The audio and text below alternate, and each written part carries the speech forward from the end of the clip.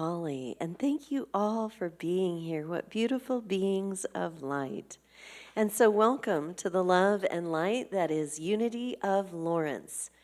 And in Lawrence, we begin, and in Unity, we begin everything in prayer. So, let's take a centering breath as we listen to our prayer. With full hearts and open minds, we gather today to accept the endless possibilities of peace on earth and peace in our hearts. We acknowledge the existence of pain and injustice in the world, but we also acknowledge limitless love and our limitless being. We welcome our divine inheritance as co-creators. We know that we are already standing in the light of love, of healing, and of transformation. And so it is. Amen. Our prayer chaplains are trained to hold sacred space and pray with you, and what a wonderful bunch of folks they are.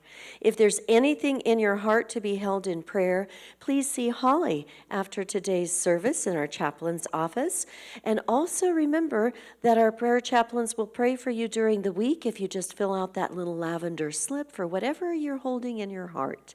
And that goes on then to Silent Unity for 30 days of Silent Unity prayer.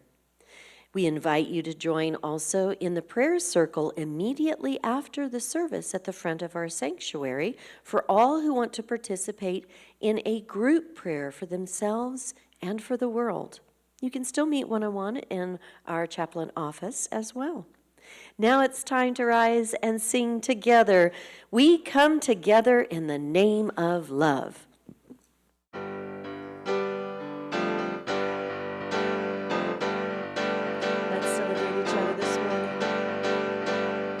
Take a look at the person next to you.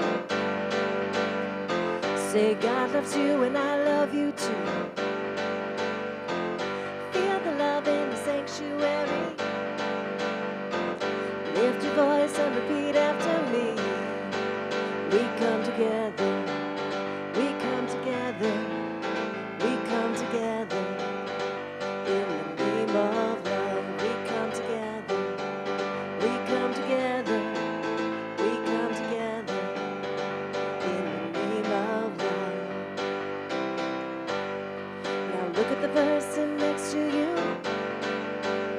Say I recognize the God in you. Feel the love in the sanctuary. Lift your voice and repeat after me. We come together. We come together.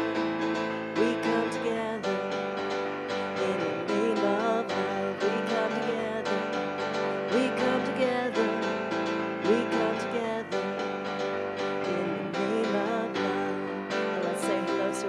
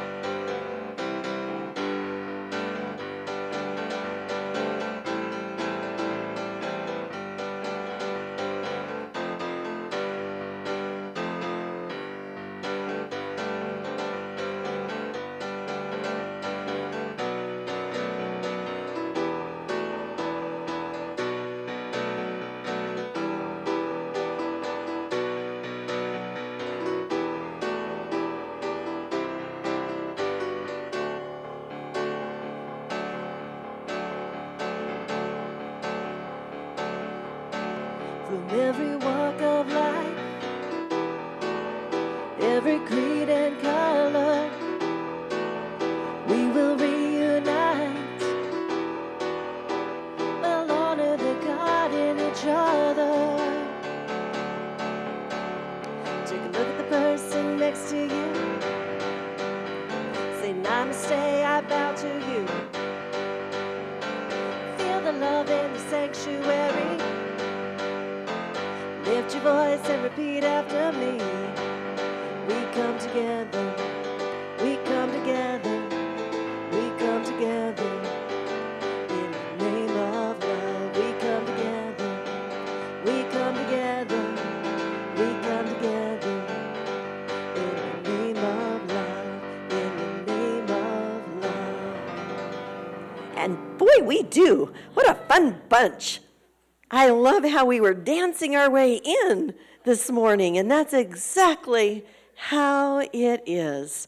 And so we are so grateful to share this loving energy together, to ground ourselves in it. And as we do so, let's ground ourselves with Unity's founding principle together.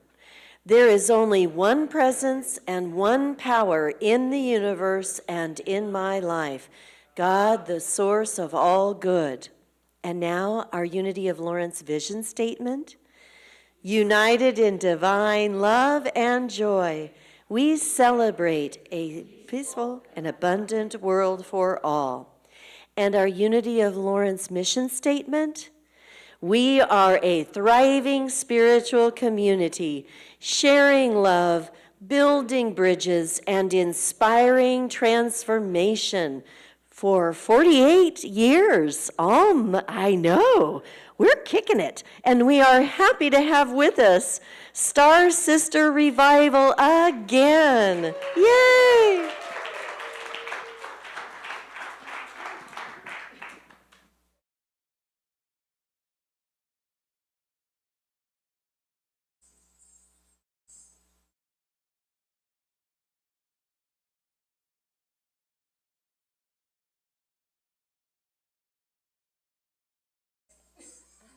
Hi, everybody. We got to get the jangles just right. Very graceful, I'm No, sure. we got time. We got time.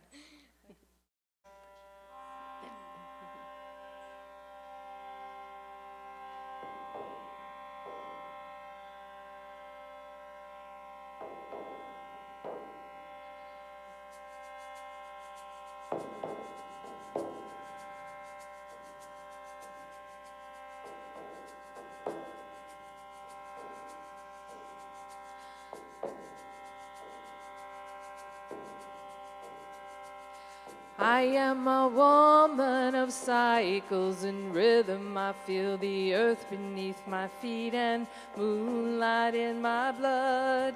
I am a woman who carries a vision of the earth in harmony, all guided by love. Where we go, we're guided all the way, oh. Where we go, we're guided all the way, oh. Where we go, we're guided all the way, oh. Where we go, we're guided all the way.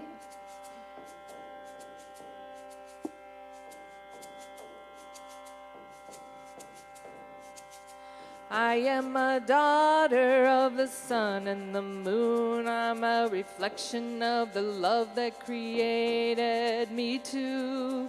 I am a warrior of dancing light. I am born of the waves, every shade of the night.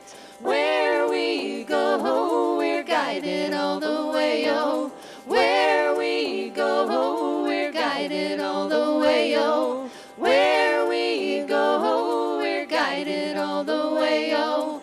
Where we go, we're guided all the way.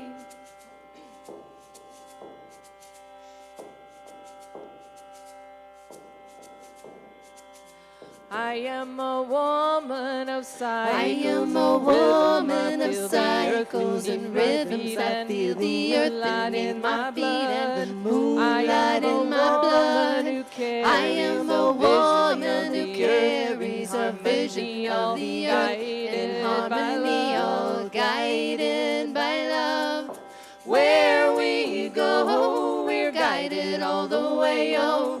Where we go, we're guided all the way, oh. Where we go, we're guided all the way, oh. Where we go, we're guided all the way.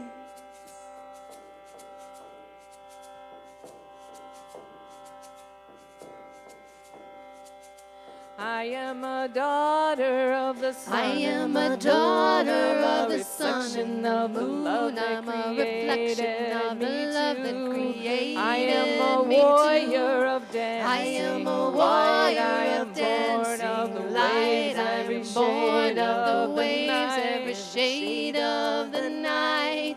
Where we go, we're guided all the way, oh. Where we go, we're guided all the way, oh. Where we go, we're guided all the way, oh. Where we go, we're guided all the way. We're guided all the way. We're guided all the way.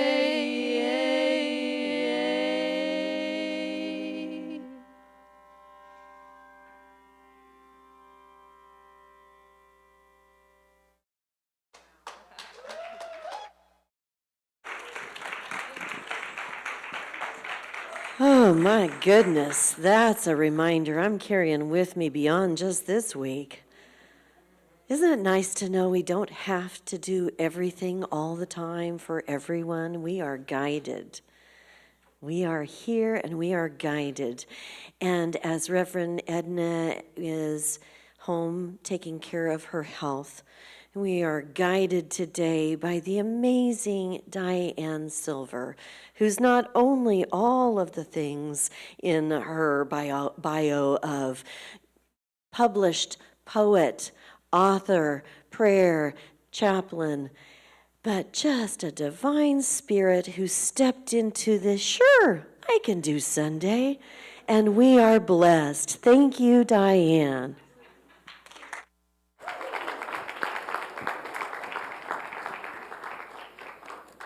Well, you know why the title of this talk is Life is an Adventure is because when Marty asked me to give the talk, I had no clue. I'm still not 100% certain, so this is going to be an adventure. So, I had an adventure on November 5th. I had a great adventure. You will not believe what happened. I got new ears. Well, technically speaking, I got new hearing aids, technically speaking. But here's the thing. I have worn hearing aids for about 8 years now. And when I first got them, okay, my first experience with realizing I had a hearing loss was when many friends were like puzzled by the odd things I would say in response to what they thought were perfectly reasonable comments. But the thing that really clued me in was the time my son, who was in his 20s, his 30s at the time, his 30s at the time, came to visit, and I got up one morning, and this was when I lived in my old Victorian house downtown, and I came downstairs, and he was lying on the couch, as people will, watching the TV, and I saw the TV lights flickering, and I heard, Mama. And if you're hearing nothing, that's about what I heard. I was aware there was sound coming out of the TV, and I thought maybe people were speaking, and I stopped and I said to my son, Tony, can you hear that? Yes, Mom. Easily? Yes, Mom. And then he did that kid thing, even grown kids do it. He rolled his eyes, he says, Mom, you need hearing aids. Oh. Well, I had worn hearing aids for 8 years. I've had one whole pair. I'm very good at keeping my devices running. And when I first got them, they were very helpful. And recently, I went to get new hearing aids, not because I thought I couldn't hear, but because I could no longer find an app that would connect with them. They were so out of date. And these days, when you have hearing aids, everybody's got an app where you can program them and do all sorts of stuff with them. I could not get an app to connect with them. So, okay, and they're getting old. I'll keep the old ones as backups, and I'll get new ones. And by the way, I've found a good place to get hearing aids that are very good and not that expensive. See me afterwards if you need referrals. But, okay, so I went to get the new hearing aids, and anyone who's ever gotten hearing aids, you know that when you get your new hearing aid, it is a weird experience because they put them in, and they put little extra things in your ears, and then strange people babble at you in foreign languages you do not understand. I see a couple people nodding their heads. Not everybody's had this experience. Good for you. There will be beeps and bops and strange noises, and then at some point they will have them tuned for your ears. And then the person you're working with, at this time a very nice, very skilled fellow, you know, he took out the little things and turned off all the strange noises I was getting from the machines. And he said, "So, how are they?" And I said, "They're what?" Oh my gosh. Wow. My voice sounded totally different. In fact, I may be speaking different now. My voice sounded totally different to me. I was like, wow. What had happened is that I'd lost a lot of the upper range of my hearing, a lot of the upper tones, the upper frequencies, so that it was very, very hard for me to hear what all of the good people I like so much were saying to me. And I would be so intent on hearing what you had to say. I would lean forward and tense every muscle in my body. Now, I am not certain why I thought tensing my shoulders and my arms would make me hear better, but I just did it automatically. And I was exhausted a lot. And people said, "Diane, you are very intense." And I'm like, I'm just trying to hear what you're having to say. But I didn't even know that that's why I was doing it. Here's the adventure. Here's the adventure. Not only did my own voice sound different to me, but all of a sudden, I heard all these sounds in the world that I hadn't been hearing. I heard birds I hadn't been hearing. Certainly heard what a lot of people were saying that I hadn't been hearing. I live in an apartment building now, and I thought that it was very quiet. And it is, generally. Not as quiet as I thought. And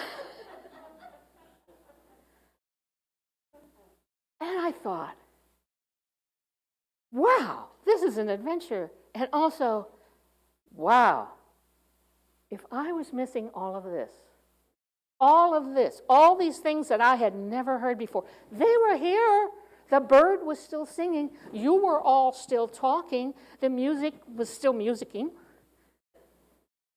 But I couldn't hear it because of my hearing loss. And my thinking was, if I couldn't hear that, what else am I missing?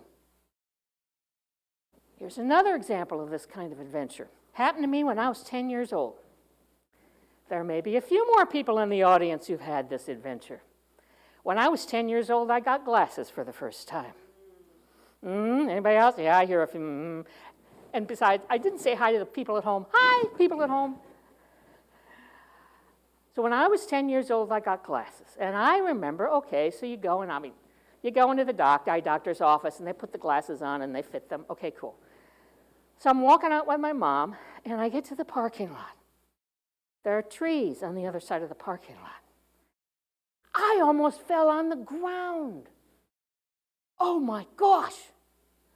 I thought the canopy in trees was something akin to a very large fuzzy cotton ball that was green. Now, I was not a stupid 10-year-old. I knew there were leaves. I could see them on the ground in the fall. And I could walk right up to a tree branch, and I could, take a leaf off of it. But still, in my mind, and at that point, when I was 10 years old, this is all I had ever seen. In my mind, the story my mind was telling me is that when you look up and you see a canopy, the top of a tree, it is a fuzzy cotton ball that's green. Did anyone else have an experience like that? Okay, one person in the front row admits to it. But the thing is, there were always leaves on the trees. The leaves were always individual leaves. I just couldn't see them. The birds were always singing. I just couldn't hear them. What are we missing in our daily lives? What are we missing within ourselves? And what are we missing about this congregation, but most importantly about the world? Because we are expecting something else. Because we haven't learned to open up to this something else. We go in this world and we are taught stories from the instant we're born. People, our parents tell stories about us, our aunts and uncles, our cousins. Society tells stories about us. Society tells stories about itself. No good deed goes unpunished. There's a story. Ah, that's the stupid one over there. That person, that kid is the stupid kid. Or that kid's the smart kid in the family. So many stories. The world is a mess and we can never fix it. So many stories. What are we not seeing about the world? The truth is there. The truth is there. But somehow we're just not seeing it. We're not hearing it. Now, the good news is you do not have to spend thousands of dollars for hearing aids. You do not have to buy glasses. You do not have to, what was the other thing I was going to say? Well, anyways, you don't have to spend all that money and get devices or maybe laser surgery or whatever for your eyes, to buy contacts, glasses, whatever, to get better. For us to be able to perceive what is really in the world only takes a few steps. Now, the catch is I think it can take a lifetime of practice. But it only takes a few steps. Step number 1, be willing. Be willing to acknowledge and to accept that there are things you don't perceive at this moment. And when I say you, I mean me too. That there are things we don't perceive at this moment that are really there. The kindness we think is missing in our country, the love, the care for each other, the prosperity, the abundance. Be willing to know, to open and accept to the fact that it's actually there. Another thing to do. Make a daily appointment with yourself. Diane, listen to yourself. Make a daily appointment where you take out the earbuds, although if you have hearing aids or glasses, those are good to put on, or whatever. But take out the earbuds, turn off the television, get away from the computer, put down the phone. Make a daily spiritual appointment with yourself. Now, this does not have to mean climbing a mountain, sitting in a cave for 50 years, meditating on your toe, which might be a very good thing to do. I don't want to put that down. It can mean 5 minutes a day. Give yourselves 5 minutes a day to do some kind of spiritual practice. For me, what works is meditation and prayer. Meditation first for me and then prayer. And the other thing I do is my meditation is not always sitting on the floor. Actually, I haven't sat on the floor for meditation for decades now. It has to do with my hips. I do sit in a chair. It doesn't involve sitting all the time. A lot of times meditation involves, particularly on a gorgeous day like today, walking outside, no earbuds, phone in my pocket in case I need to call for help or something, but just walking. But it's not just walking. It's allowing yourself to perceive everything around you, to feel the temperature of the air, to breathe in the oxygen, to breathe out the carbon dioxide. To hear the birds. Maybe hear the traffic. Hear the leaves rustling a little bit on the trees. This time of year, oh, to hear the sound your feet make when you walk through the dry, brittle leaves on the sidewalk. To allow to come into every pore of your being, the earth that is around you, to be present to it. Do that for 5 minutes a day, minimum of 5 minutes, and it will help. It will help. And I say 5 minutes because I give myself 5 minutes for my spiritual practice because I know I can do 5 minutes of anything. And so I give myself a time period I know I can reach. Customarily, a lot of times, maybe I'll say 10 minutes. I'll overachieve that day. 10 minutes. And when I'm doing seated meditation, I will turn my stopwatch on my phone on, and I'll kind of glance at it, and when it hits 10 minutes, if I don't feel like stopping, I don't stop. So I can go longer, but I need to go at least 10 minutes or at least 5 minutes. Some kind of spiritual practice, anything to connect yourself with anything out there. Because remember, what we're doing is acknowledging that we are not necessarily aware of the truth of our world, and we need to find a way to connect to it. We need to find a way to connect to spirit. We need to find a way to connect to what is all around us. Here's another thing to do. Do not compare yourself to anyone else. Do not compare yourself to me. Thud. That was a microphone. Do not compare yourself to anyone sitting in here. Do not compare yourself to anybody who you see on YouTube, to any spiritual teacher, to anyone in a book you read. The journey you are on, the spiritual journey you're on is yours. It's not mine. It's not some fancy best-selling author. And they're not all. They're wonderful people. We know some of them. But it's not anybody else's journey. It's yours. And there is no other human being in the world except you. Let me say this. Okay, so I'm a poet. I've taught writing for years, all sorts of kinds of writing. And one of the things that is hardest to get through to students is that they are the only person in the entire world in all of time who can write their story. No one else can do that. Virginia Woolf was a great writer, one of my favorites. She cannot write Michelle Kirk's story. It is literally impossible. Or Kathy Pryor's story, or Bruce's story, or Judy's story, or anybody's story. Our path is our own. So it is impossible to compare yourself with anyone else. It doesn't do any good. In fact, I think about it.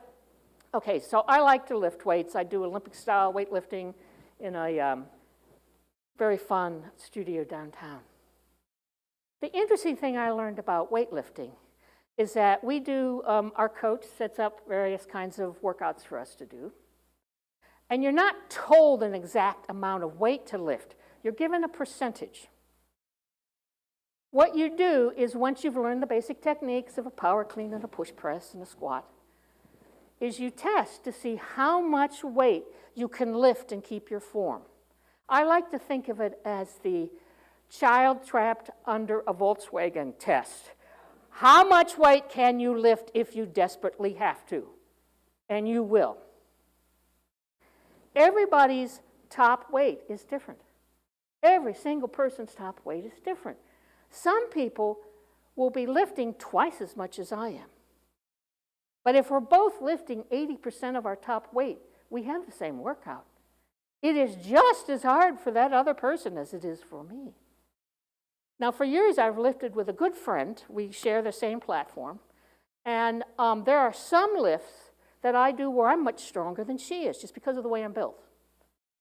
And there are some lifts where she's much stronger than I am, or she has a higher top weight. But we're both lifting 65%, 70%, 55% of what our total would be. Does this make any sense? It has really shocked me how much spiritual truth I've gotten out of that fact. Because my path is not Marilyn's path. It's not someone else's path. It's not Kathy's path. We're on a spiritual path. We're all on a path to get stronger. But it's a different path. It's a different journey. We are different people. So comparisons are not only harmful to ourselves, because, oh man, social media has led me down the rabbit hole of self-hatred more than once. I don't know if I'm the only one. Maybe I am. Don't compare yourself. Your path is yours. We all start at different places. Just like in that weightlifting class. Some people came in being stronger, already having experience in weightlifting or having other athletic experience. Some people came in with injuries. We're all in a different path. So, do not compare yourself with others. Well, okay, this is theory. How does this work in practice? Give us some examples. Okay, this is the current daily word, which in desperation I like to look at. I would like to say this is a publication of Unity, and I would like to say I read it every day, but largely it's a desperation read, and sorry about that. I am a deeply committed truth student who is a human being. And I found an interesting story in it. This is the November-December one from Carmen Bennett, who is a counselor, spiritual coach, and intuitive healer in Columbia, Missouri. She writes an interesting story about how there was a moment in her life when her professional path was completely destroyed. Nothing but an obstacle, and she thought she was never going to be able to be the counselor, the therapist she wanted to be. And here's what she says she learned. I mean, she says a lot of things, many pages. I'm going to read a couple quotes. She says, quote, "My purpose doesn't lie on the other side of what appear to be obstacles, but rather the path that I walk is my purpose. The path that I walk is my purpose." Each of our paths is different. What we learn on each of our paths is important for someone, and we're learning it to help them and to help ourselves. Another thing Carmen Bennett says, quote, "Last, I saw the experience as redirection, not a block. I was willing to take the detour because I trusted Spirit within was leading me." And finally, she says, quote, "I see the fruits of God's promise to deliver my highest good. But I got there because I did not wait for resolution to practice gratitude. Rather, gratitude helped me stay open to miracles, ready to receive the blessing meant for me." You can read her whole story in the November-December Daily Word. She had a massive obstacle put in her path, in her professional career path. Should have derailed her. Instead, it led her deeper. It led her to be better because she learned how to walk that path. She learned, oh, this boulder in front of me. Okay, maybe it's here. Maybe I can use this to learn to sidestep better. Or maybe it's learning to step butt better. Or maybe it's learning, I'll study the boulder, find out its geology, and go another way. Or maybe 1,000 other things. But the practicing of gratitude is an extremely good idea. Here's one of my stories. 18 years ago, and I cannot believe this has been 18 years now. Wow, it still seems like it was yesterday. 18 years ago, I was basically fired from a job. I have always prided myself on my ability to do a job, and this hurt like holy heck. And I thought, not only does this hurt my ego, but what am I going to do? How am I going to pay the mortgage? How am I going to pay the bills? Have you seen, by the way, a winter heating bill for a house built in 1906? That is a big bill. So, I had to go forward because I had no choice.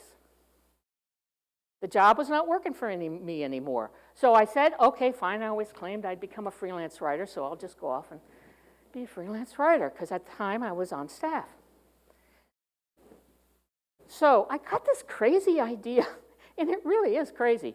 I thought, okay, I am just going to pretend that everything is okay. In fact, I got this little slogan for myself. This is the best thing that ever happened to me. And I would say that myself, and I'd go, oh, no, it's not. I go, this is the best thing that ever happened to me. Well, how? Says the other part of me. How? I don't know. I just said, this is the best thing that ever happened to me. This is the best thing that ever happened to me. Well, you're bat crazy, lady. And there's another word in there that I can't say on the stage of a church.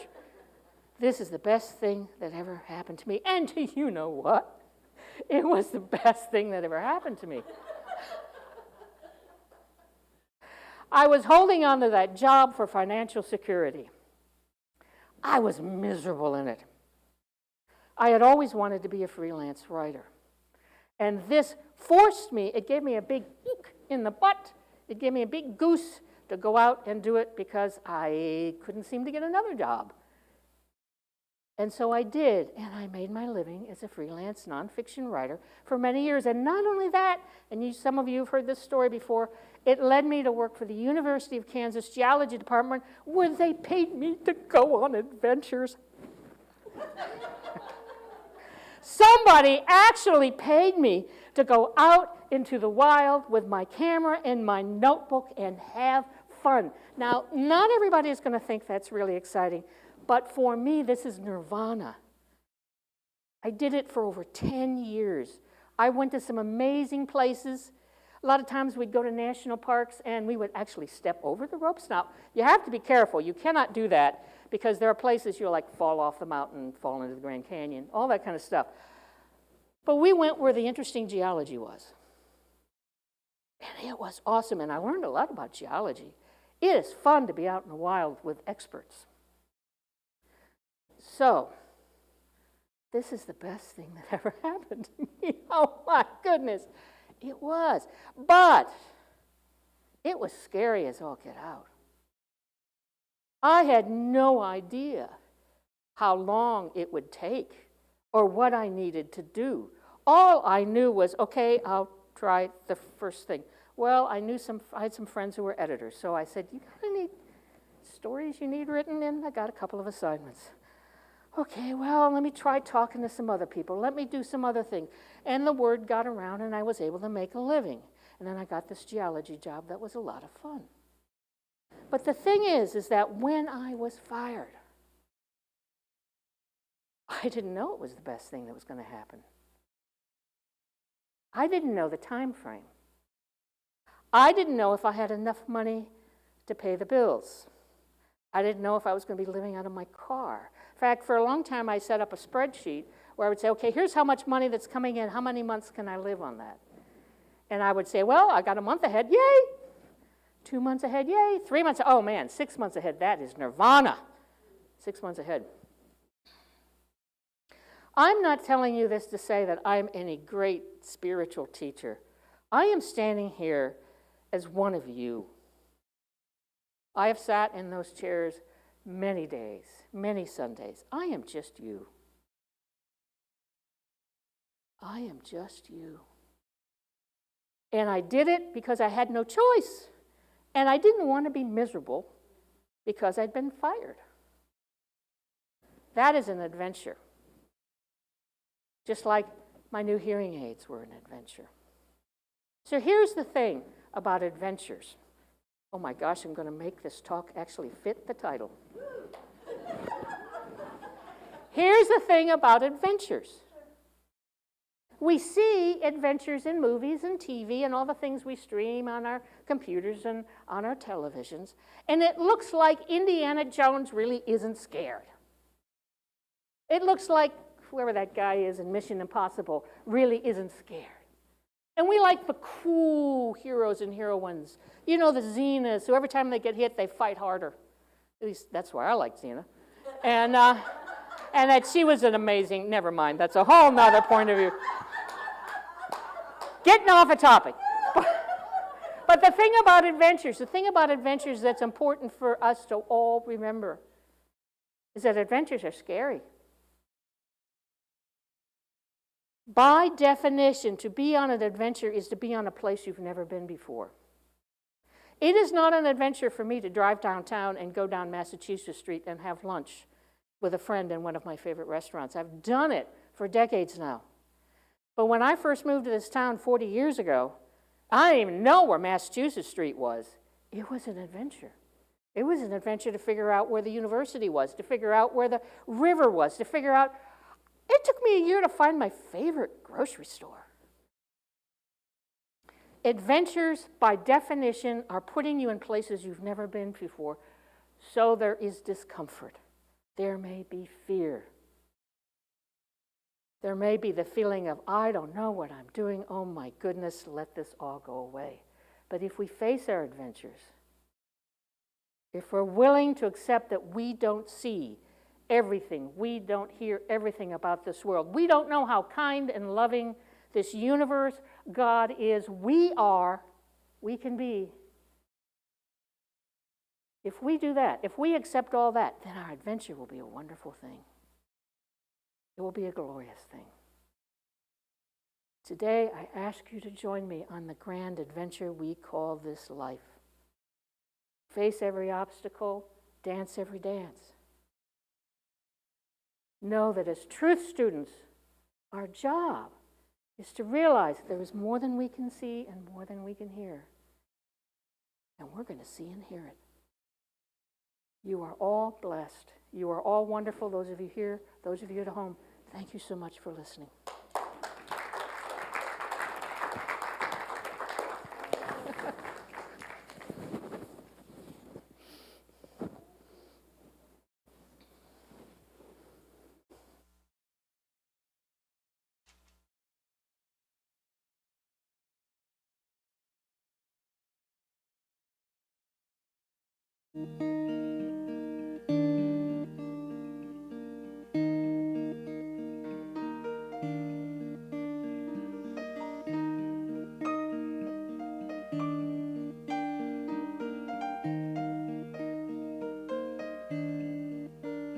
The beginning, there were flowers. At the end of time, it all comes back around. It is born, then dies. So take your destiny and write it as you like. Take your dreams and paint them the colors of your heart, of your heart.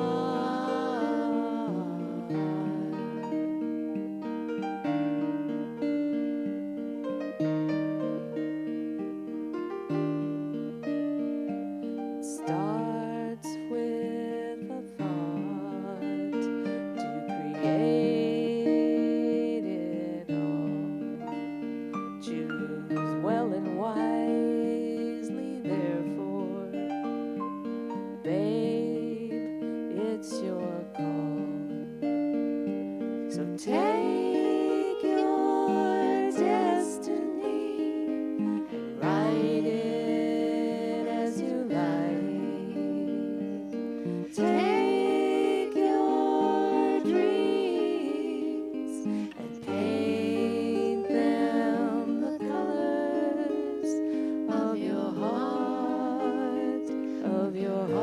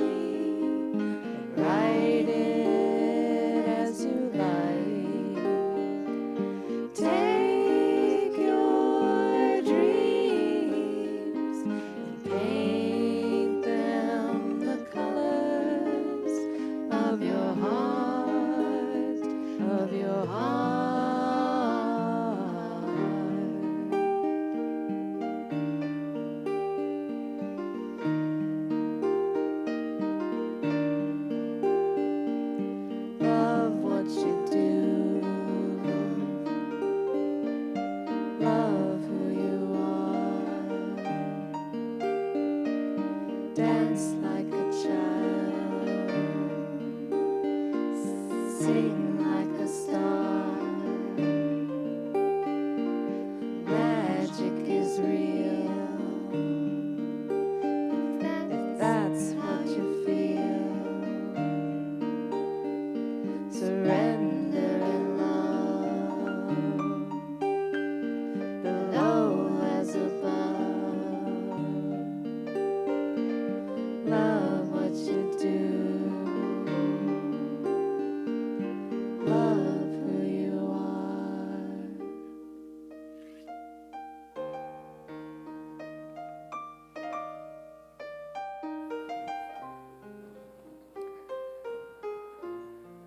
Today I'd like us to try a meditation that helps me. It's a Zen form of meditation. What I want you to do is, as you breathe in through your nose, say to yourself, and I'll also say it, what is this? As you exhale through your mouth, very slowly, don't know. Now before we try this, I want you to understand that the what is this is not about, ooh, I'm supposed to have an answer. When I say what is this to myself, my mind throws up all the stories in front of me. Well, this is this, and this is that, and the world's coming to an end, and oh man, I want this. And then when I go very slowly, don't know, then my mind goes, oh yeah, we don't know. So this is kind of, sort of what I'm looking for here, what we're looking for. So if you can, put your feet on the ground. Sit up as comfortably as you can in your chair so that you can breathe deeply.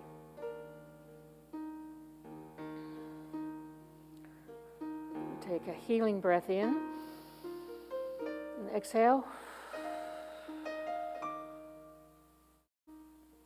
Now, as you breathe in through your nose, say to yourself, or listen to me say, what is this? Breathe in, what is this?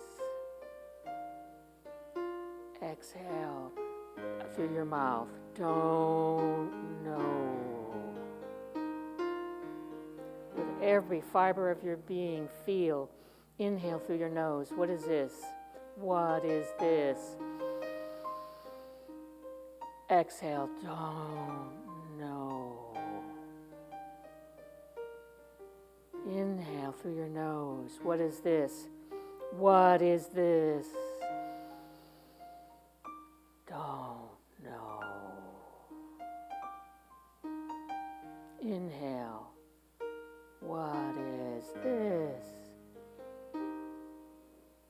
Don't know. Let yourself fall into the silence as you breathe deeply in and out. Let yourself fall into the knowing that there is more here. There is more here. It is kindness. It is love. It is spirit. It is joy.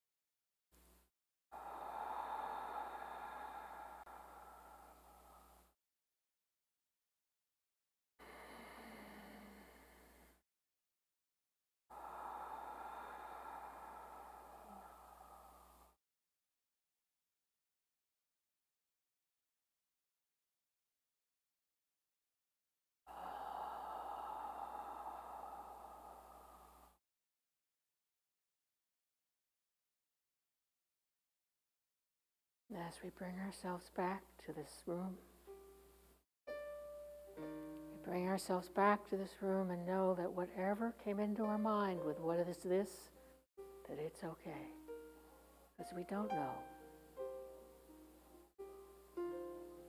Bring ourselves back to this room and the very interesting music that's coming from somewhere.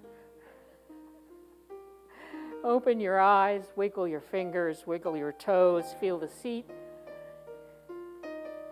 and know that each and every one of you, I say this all the time, it is no BS. Each and every one of you is blessing to this earth, here and now.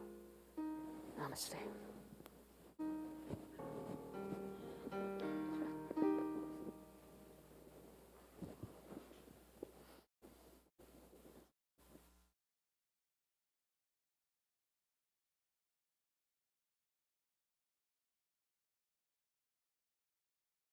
That was a powerful meditation.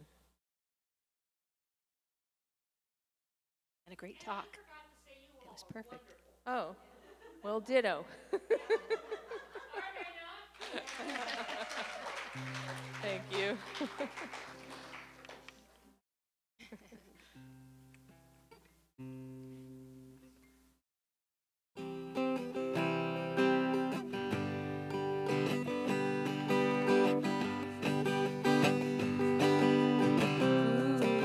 I believe in the power of kindness. Ooh, I believe in the power of love. Ooh, I believe in the power of kindness. Ooh, I believe in the power of love. We don't know what's coming, but we can help shape what's ahead. With kindness as our currency, the commonwealth is in our hands. So Give a little, oh, give a lot, don't stop. A helping hand makes the world go round. There's more than enough. Ooh, I believe in the power of kindness. Kindness. Ooh, I believe in the power of love.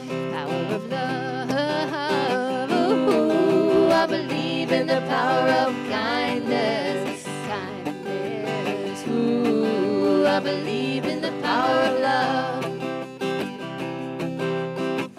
look up now, people, keep your ears to the ground.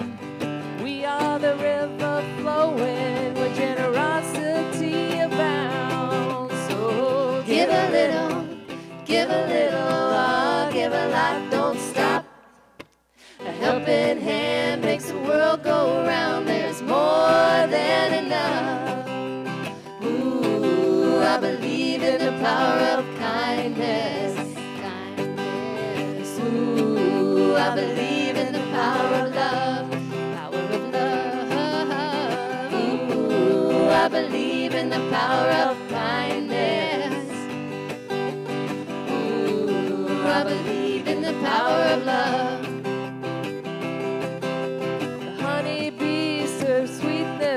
Only to help the world bloom. Bringing love to the flower, from the flower to the fruit, we can learn a thing or two. So give a little, ah, give a lot, don't stop. A helping hand makes the world go round. There's more than enough. Ooh, I believe in the power of kindness. I believe in the power of love. Ooh, I believe in the power of kindness. Ooh, I believe in the power of love.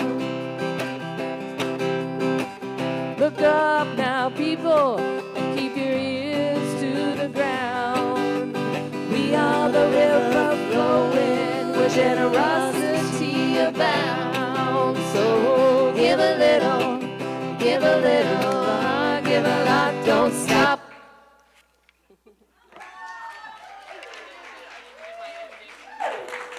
Thank you so much. Wow, talk about divinity in action. Look ears to the ground. There couldn't have been a more perfect synchronicity between talk and music, and we are blessed.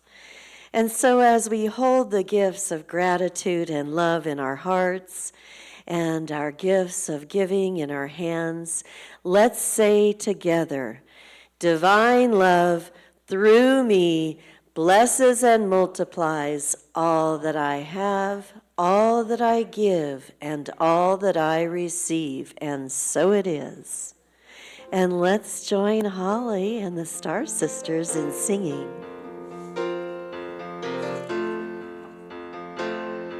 We are holy, holy, holy. We are holy, holy, holy. We are holy, holy, holy. We are holy.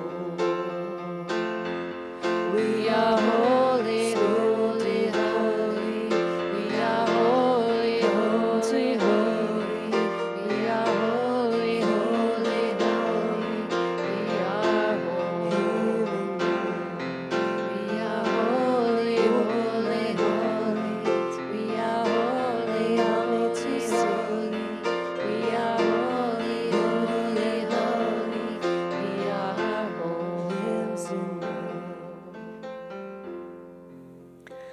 And so, on this beautiful day, we offer this prayer of gratitude to listen. We are grateful as we bless the flow of good that supports our unity community. We stand in the knowing that the flow of good goes forth, returning again and again, and so it is. Amen.